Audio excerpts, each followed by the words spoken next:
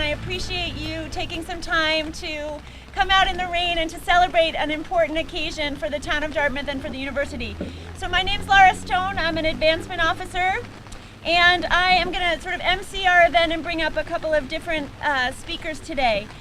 I have the opportunity in introducing today's speakers to merge two important aspects of my life. I work here at the university, I raise money and scholarships, I work on innovation spaces on campus, and I am a part of the university advancement team with tremendous colleagues. And I also volunteered for 6 years of my life as an elected official in the town of Dartmouth as a select woman. So it's really a special day for me to see some of this work come together in two important aspects. And some amazing things have come out of the woodwork in working on a project like this. And I'll give you an example of a student, Matthew Carter. I don't know if Matthew's here today to be part of today's celebration, but he shared that at one time the pond behind me was known as Carter's Pond.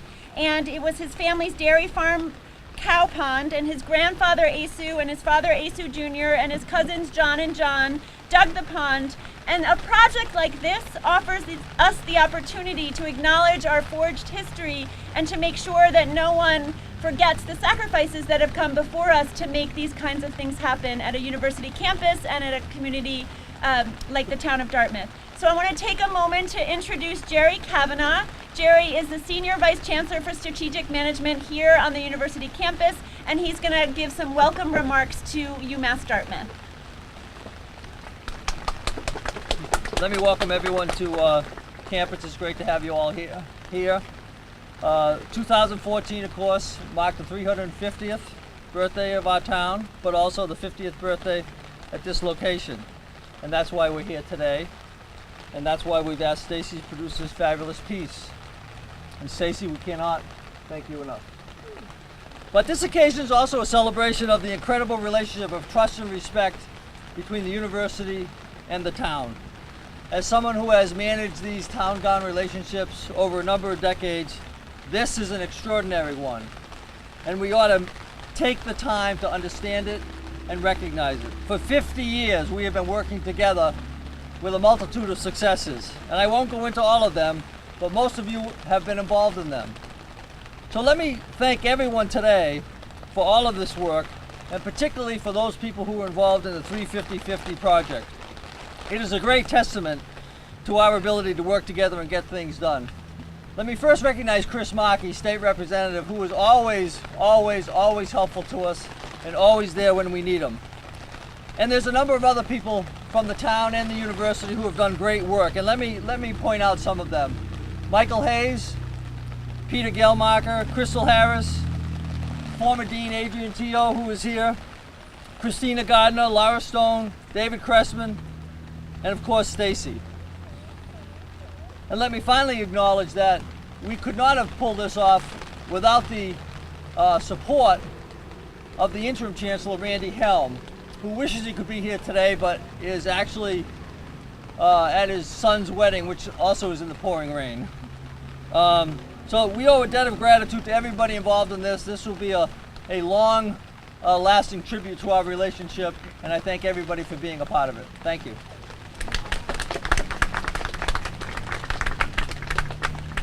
So I'm going to invite Chris Marquis, who's our state representative, to come up and say a few remarks as well.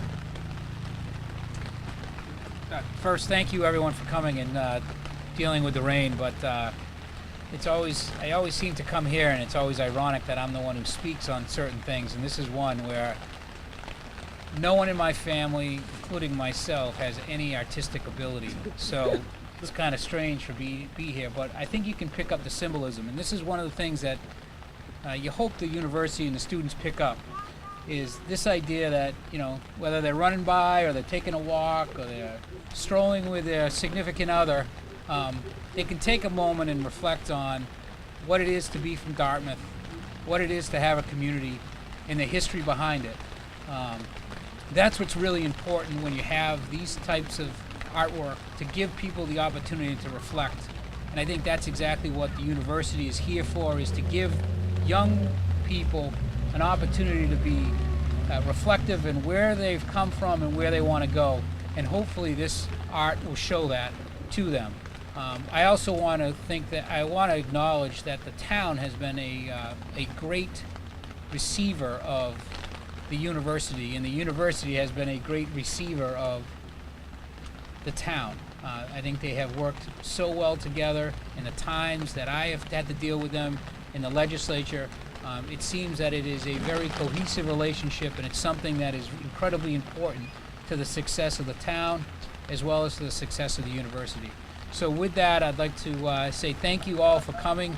I hope everyone has an opportunity to stand here at some point and just reflect on where they've been and where they're going to go. So thank you. Okay, so our next speaker is Stanley Mickelson. Stanley is the chairman of the Town of Dartmouth Select Board, and he is also going to say a couple of remarks representing our town. Thank you all. Vice Chancellor Cavanaugh, State Rep Chris Marquis, Professor Adrian Teo, Professor Stacey Lab Savage, Larry Stone, faculty and students David Cressman. I prepared some remarks, so bear with me a second. So earlier this year, I represented Dartmouth in our sister city in England. Institutional celebrations of 50 years, or even 350 years, are considered infancy. Here in our young country, the town of Dartmouth, is a historical graybeard, and the University of Mass is hitting its prime. Our shared milestone celebration is very worthy of celebration. Dartmouth's history is storied and its context long. I spent time reading the historic tales of the Indian Wars, colonialization and settling of our town, but I've lived the history of UMass Dartmouth. I recall the construction, the concerts on Cedar Dell, and the acceptance of SMTI into the Commonwealth's college system. UMass Dartmouth will grow older, and UMass Dartmouth and Dartmouth will grow older together, and both would be better for their connection. Today's celebration and unveiling of this meaningful and marvelous sculpture demonstrates the connection and future of our collaboration. UMass Dartmouth makes Dartmouth a college town. This label implies a progressive, young, and vibrant town. Those are great connotations. Personally, I like being considered progressive, young, and vibrant at my age. Professor Savage, the sculpture is absolutely beautiful, beautiful. And the connection to Dartmouth's history, Lincoln Park, Round Hill, have been made in brilliant, brilliant fashion. I am honored to have been chosen today to speak. The celebration, connection, and the collaboration of our town and the university is and will remain a bond that strengthens and energizes both our institutions.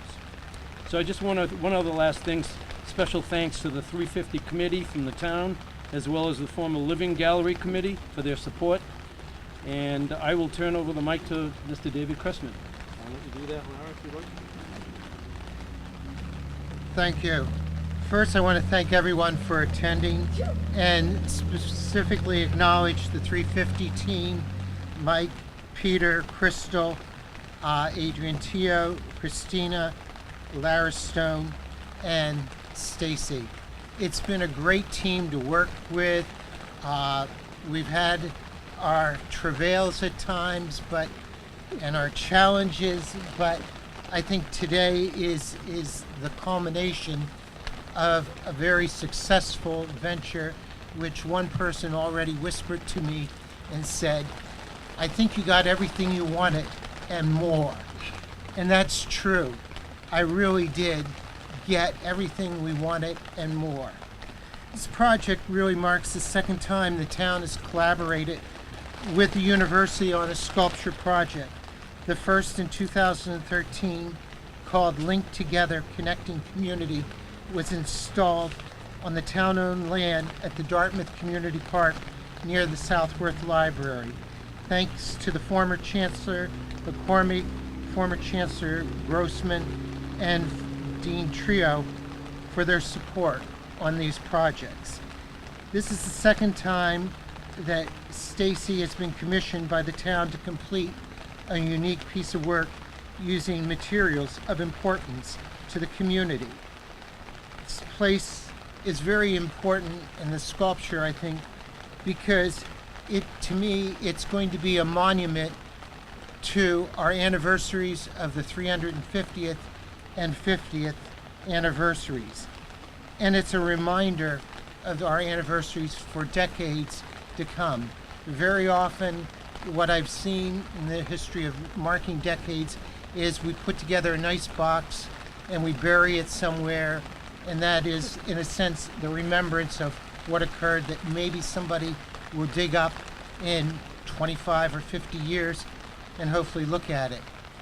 But instead, what I think is important and valuable about this work that we've accomplished today is this is a reminder of those anniversaries for decades to come.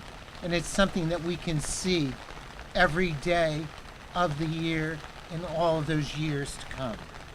And one, it also acknowledges the importance of what I see of having public art in the community.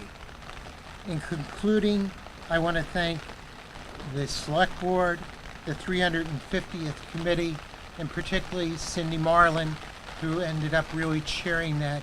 As I was putting away some of the files today on that, I noted we started this about 2.5 years ago.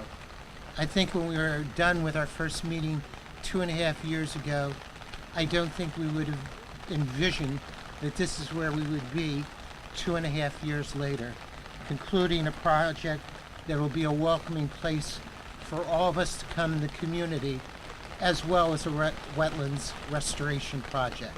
Thank you to all.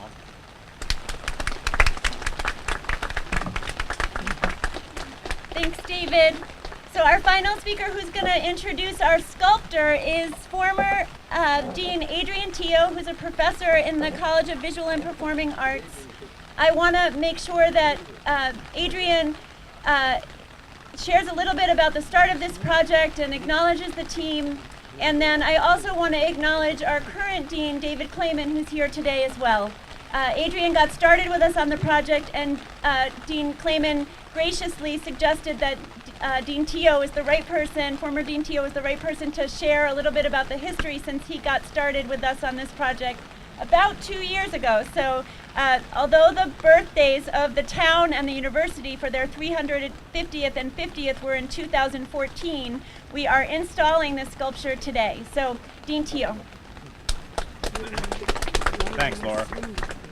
Well, thank you all for being here on a rather chilly and cold and wet New England day, but our grass and our plants definitely appreciate the break in the drought.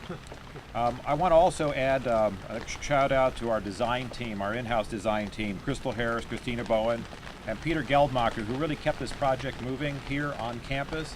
And Peter would like to also have me remind you to stay on the concrete, because these are native plantings that are nestled underneath the hay here, so try not to make a dash through the ground if you would.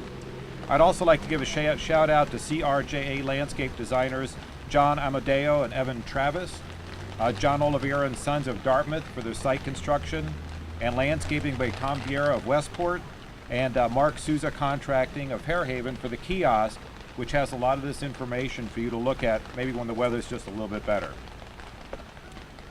During my tenure as dean, I was fortunate to watch kind of a rebirth of the campus, maybe a rethinking of the campus. Before, it used to be the concrete is boring, and then the students started saying, embrace the concrete. And that changed things, because as many of you know, historically, brutalist architecture, which we're definitely one of the exemplars are, is important as a testimony to the rebirth of public higher education in the 1960s and 70s. Because that was the biggest expansion of public higher ed in the United States, and to be able to afford to do that, they needed to have economical building materials, which is reinforced concrete and rebar. And that's why our construction started in the mid-60s. Even though there's been a new rebirth, it's actually been highlighted by the build-out that happened with the University Library. If you've seen the Clarity County Library, you've known it's won 6 major awards for repurposing brutalism. But it was Chancellor Grossman who also saw an opportunity to keep doing various things across the campus to make it warmer and to make it friendlier. And some of those you've seen around here. You've seen the big mural that's outside the campus center. There's sculpture by Eric Lintila on the inside of the reading center, the reading room in the library. We've got new sculptures outside of CVPA. And hopefully we'll see a re-interest in probably the most significant sculpture on campus by international sculptor Nancy Holt, which right now is being used as a backdrop for a billboard.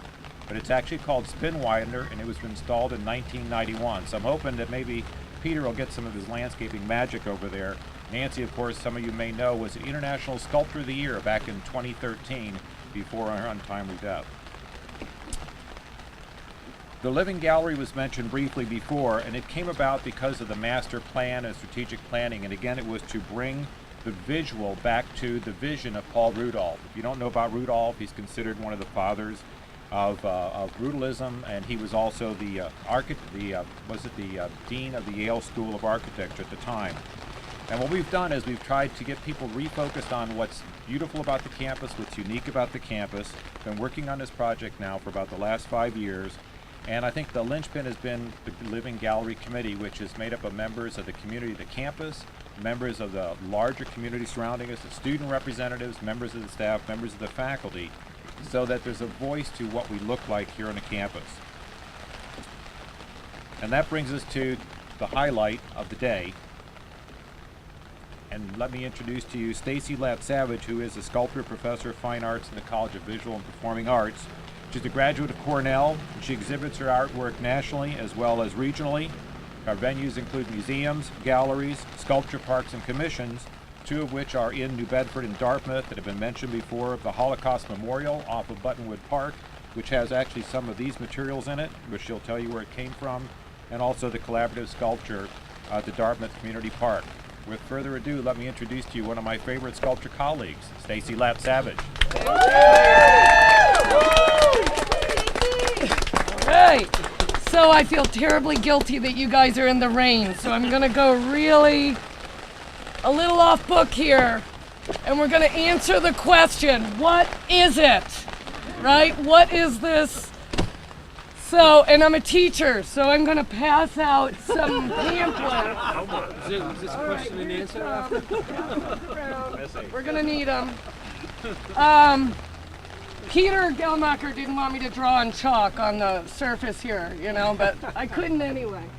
So I want to just say that this is a very unusual project. No, I don't. It's an unusual project because we started with a material. And we had a town that really loves its history. I have never met a town that loves rusty steel as much as Dartmouth loves rusty steel. When I went to the board and said, I want to make a piece and I'm going to make it out of these materials, they said, do it. We love it. So we started with the radome. For those of you who know, the radome was the large MIT satellite dish that was off South Dartmouth, used as a navigation tool for years. It was blown up in 2012. All of this ripping of steel represents what the blowing up of that dome did. That's what folded this half-inch steel. The other steel that we had, which actually I'll show you here, this is what the radome steel started like. And if you want to pass it around, you can, but you can see the pieces that were cut out, and you see the color and the paint and all of that. So then, Laura and Crystal went and picked up thank you, Crystal, all of the Lincoln Park steel. At Joe's house. So, and J. Williams saved it. So he had all of this rod, and that's represented all in here, and some in here. And then my dear friend Sarah Storer, who also worked at DNRG and has a deep, deep commitment to the town of Dartmouth, went to all the farms and landmarks and everywhere she could go with Eli, and she collected all of this kind of stuff. The King Farm, the Gidley Farm, help me out. Alderbrook Farm, definitely. Gidley, right. And we collected things like this. Sickles, in fact, I was really excited about this. Really excited about all this material. But, it's a daunting task when a group of people says, okay, we want you to make a sculpture that represents 350 years of our history and the 50-year anniversary of our campus, and we want you to use this. So I had a tough job, right? So, where do you begin? So I began with what's on the page that you guys have, with divine proportion. You know, the eternal way to organize balance and harmony. Artists, philosophers, scientists, mathematicians have been using it and fascinated with it as a way to unlock our mystery and our existence for, thousands of years. So, fast forward 1202, Fibonacci, based on the laws of divine proportion, creates a sequence of numbers. That's what you have on the page, where the whole is in perfect proportion to the parts, divine proportion. Well, I thought, could you have a better metaphor for a community? And a community within a community. So, the map has always been part of this. So you're standing in South Dartmouth right now. And where am I? David, where am I? I'm in UMass Dartmouth. So what we thought was funny when we pulled out the maps was that UMass Dartmouth is actually the nucleus. It's actually in the center of Dartmouth. And that's how we began. So I got on the floor and I drew what's exactly in your hands and created the regenerative spiral that you see here. So when you look at the numbers, 1 plus 1 is 2, right? So 1 plus 2 is 3. 2 plus 3 is 5. So the Fibonacci sequence can go on infinitely like that, where the two previous numbers become the sum of the next number. And that is how everything meaningful to me, but that's how a lot of nature grows. And why does this matter to you? It matters because if you all make a fist, every one of you has a Fibonacci sequence in you. It's in every hair follicle, it's in every DNA of yours. It's how plants and flowers grow. My daughter gave me this. This is a great Fibonacci sequence. It's how sunflowers grow. It's how the hurricane over Jamaica, the eye of a storm, is the same shape. Our galaxies are the same shape. The universe is the same shape. John Buck can tell you that. And it goes on and on. So why not start there? It's a way to make a balanced, organized artwork out of a pile of rusty metal.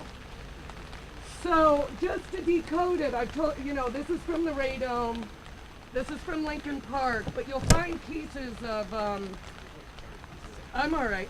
You find pieces of anchors from Marshall Marine. There's, this is a shovel from Alderbrook Farm. And it's sprinkled all throughout all of those pieces. So I could go on and talk about this, but again, I'm worried about the rain. And I just want to tell you, the reason we created this is because UMass Dartmouth is a very interesting circle that sometimes can feel like a barrier. I feel with the outer ring. And we created this site because we wanted a welcoming site for the town of Dartmouth and for residents and families and students, for them to be able to come, sit and enjoy the pond without the geese. I see this as a campfire, right? Who hasn't enjoyed sitting around a campfire and being able to talk? It's like all of Paul Rudolph's sixes and seating areas all through campus. So I guess the last thing I want to say about that is I feel so lucky I'm looking around and I just feel so lucky to have you all here. But I just want to say, he doesn't like the limelight, but Peter Gelmacher is an absolute genius. Without him, this whole site wouldn't have been created. Thank you to landscape architects who made every single dream we had come true, design. And I've got to say, Laura Stone is the most tenacious woman I've ever met in my entire life.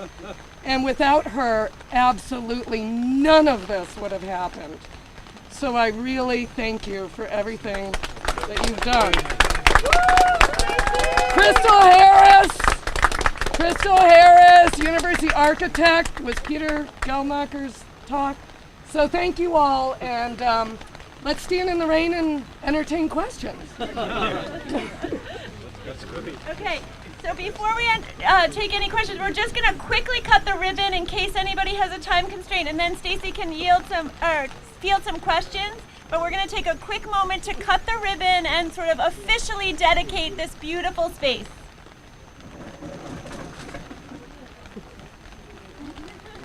Ray, Can you guys share? no, he can do it. All right, go behind the blue. Where do you want that to go? Come on,